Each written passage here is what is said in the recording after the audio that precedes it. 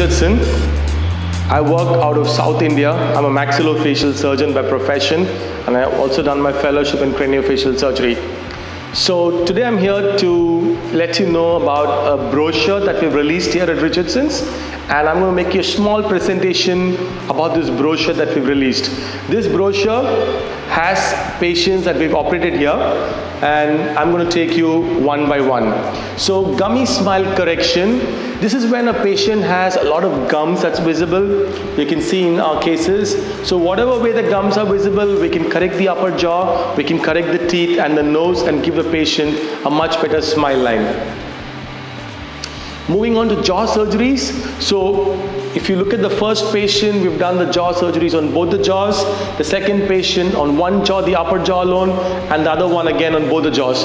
So whatever problem you have on any of the jaws, you'll see in some other patients also, we can correct them. The facial beauty depends on the golden ratio, depends on the proportion of the jaws, the nose, the teeth, and everything. So we have to design and change the way the jaws are, if need be, in order to make the patient not only more aesthetically pleasing, but also more functionally efficient.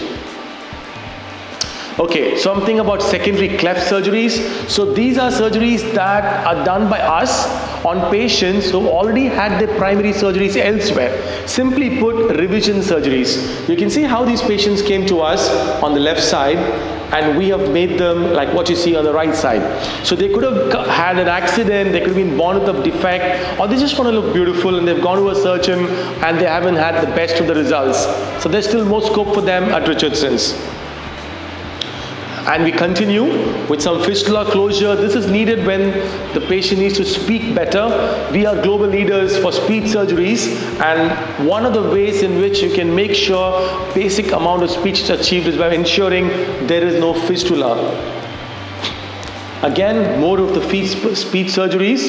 With relation to velopharyngeal incompetence, every patient can improve their speech to a very significant effect. Some with speech therapy, some not even without speech therapy. But a lot of them do need speech therapy. And now about distraction. Distraction is a technique wherein we're getting new bone regeneration. So it's a type of jaw surgery, but the relapses are very less. Again, we are world leaders with this type of technique. We've got more than 15 publications in international journals and around 500 patients that have been benefited in this way in the last decade itself. Now moving to some cosmetic procedures. Mustache transplantation is a type of hair transplantation. It's a slightly different variant, that's it. And then hair transplantation wherein we get 3,500 follicles in 4 or 5 hours in our team here at Richardson's. A lot of dental treatments, bleaching, cosmetic procedures, smile designing. Yeah, next slide. And then this is just put to show you how we're able to document patients' records before surgery and after surgery, explain patients about what they need to be done with our cone beam CT scan software and also with our results afterwards. Dental implants, very, very commonly done, state-of-the-art, run-of-the-mill type of work that keeps happening here. We have many people who now desire teeth that are not only functionally good, but also aesthetically nice, and that's the kind of work we can get here regularly. Okay? So this is just a log that we've put in to show the amount of work that's being done here in the last 10-15 years.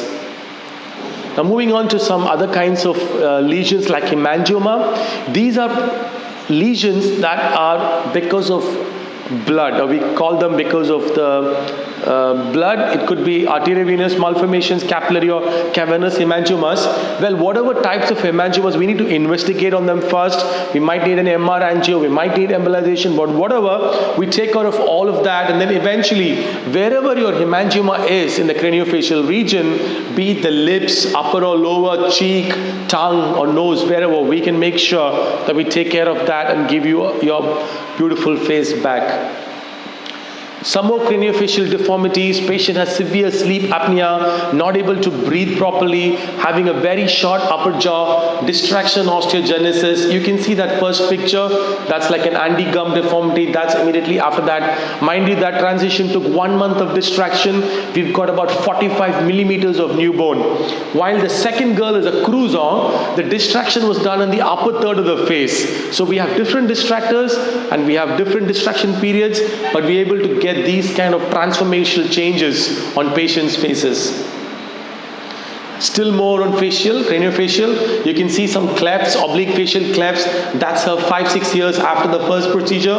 This is another girl with Crouzon. You can see the distractor. This distractor was first described by Pellerin, very famous craniofacial surgeon based out of Lille and my professor. Next slide. Some more distractions now with the mandible, and you can see distraction after temporomandibular joint ankylosis when the patient is not able to open the mouth or having issues with the joint. So literally the entire facial skeleton can be distracted. We can do jaw surgeries, we can bring it forward, we can move it to the places where it needs to be ideally. Next slide. And then trauma. So next slide. We take care of all the trauma, wherever primary trauma that come here. We also take care of a lot of post-traumatic deformities, more than primary trauma. And then moving on to this favorite thing of mine called face makeover. I call it face makeover because we do multiple procedures on these patients in same sitting. These are the days when time is a short commodity. People don't have much time. Everyone wants quick fix solutions in one go. There's no time to stage them for different types. So we kind of get everything done for these patients in one go. So in the first patient, we've done her chin, we've done the lip, we've done the nose, and you can see from where to where she's gone. And similar with the second patient, you can also see her wearing braces. So after the surgery, they get the braces. It's not braces first in most of the cases. We do the surgery first approach. That saves time. We are able to finish our treatment in much quicker time with much better results. Next slide. So cleft rhinoplasty, you can see different pictures of all immediate results before and after. This is the first two are the right-sided ones, another right-sided. Anyway, so whatever these slides are put to show you, whatever cleft nasal deformity a patient might have, we can absolutely give them a normal looking nose. Normal looking, when I say, it's a kind of a nose that's beautiful, that no one else would know that this particular person had ever had this deformity.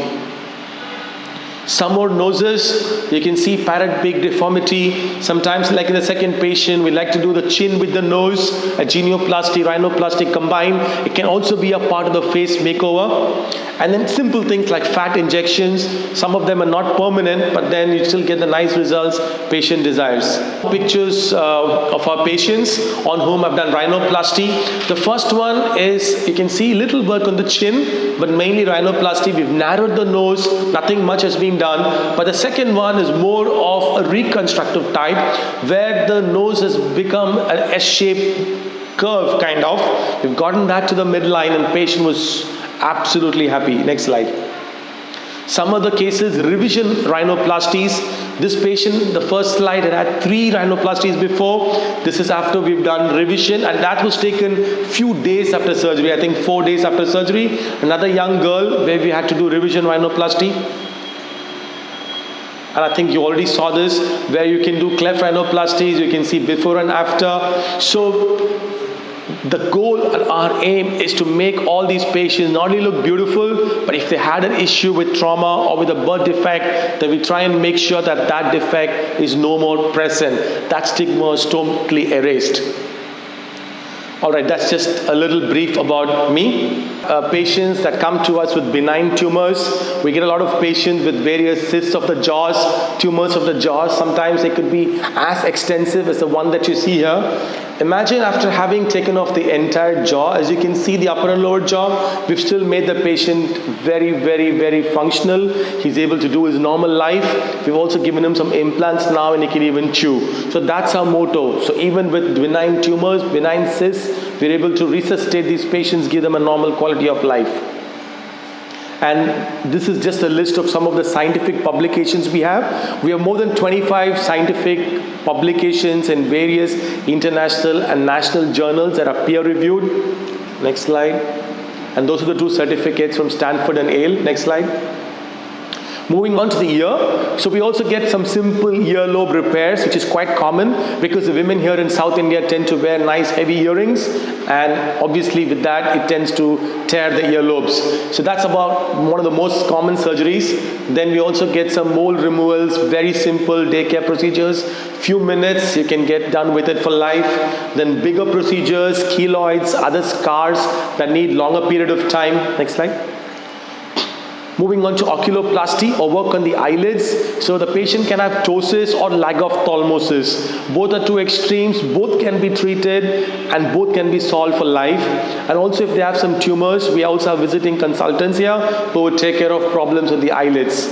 Now cleft lip and palate, we treated more than 10,000 patients with various cleft lip and palate patients in the last decade and a half, and these are just sample representative patients.